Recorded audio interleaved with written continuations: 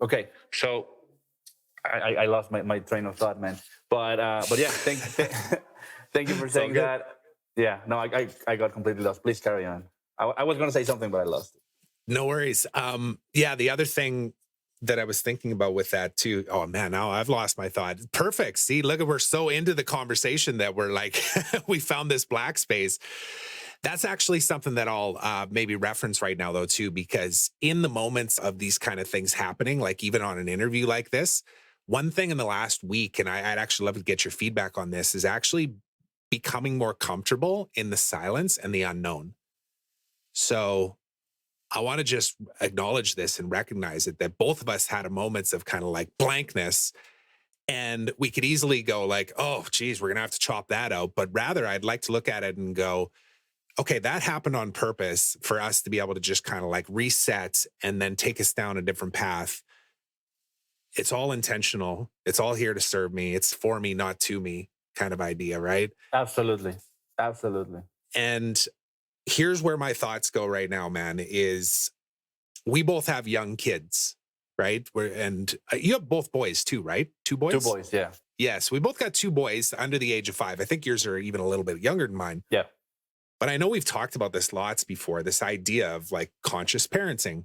Well, what does that mean exactly? And then even education, and how do we raise our kids to be emotionally intelligent and to be culturally experienced and all of that kind of stuff.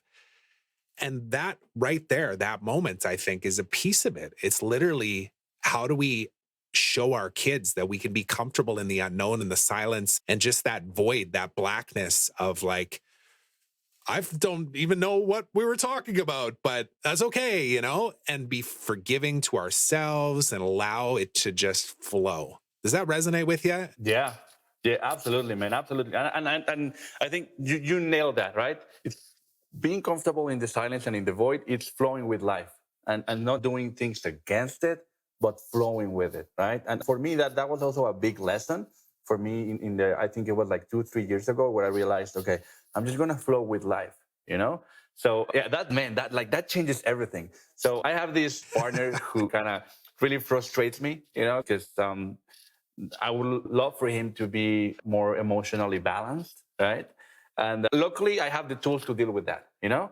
I know how to persuade people. Like, I know how to present things so that it feels nice, you know? So let's say, for example, he got a request and then he's angry because he took it personally, right? And I'm like, well, yeah, but you know, what if, you know, understand it like this and see it from his perspective? Okay, yeah, let's do it. So, you know, that's fine. I was able to navigate those waters, but I was so frustrated because I was like, why am I having to invest brain power into this? You know, you should be able to figure this out on your own. Yeah. But then I told my wife, you know what? I'm listening to this book, The Laws of Human Nature by Robert Greene. And he says, yeah, he sent that one to me. That's amazing, man. I'm re-listening to that.